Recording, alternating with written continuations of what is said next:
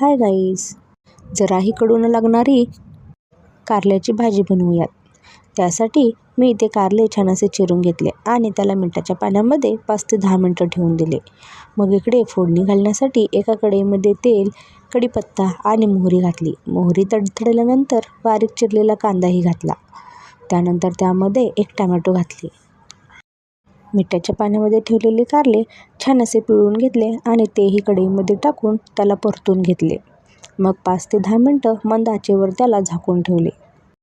झाकण काढून त्यामध्ये चवीपुरतं मीठ, हळद आणि लाल तिखट घातले आणि परत 2 मिनटं त्याला छान असं परतून घेतले. परतून घेतल्यानंतर त्यामध्ये हवे तेवढे पाणी घालून त्याला शिजवण्यासाठी ठेवून दिले. मग त्यामध्ये 2 चमचे बारीक केलेला शेंगदाण्याचा कूट घातला. मग त्याला छान असं शिजू दिलं आणि भाजी कडू न लागण्यासाठी त्यामध्ये मी थोडासा गूळ घातला. चला तर तयार आहे आपल्या कारल्याची भाजी. एकदा नक्की ट्राय करा. बाय.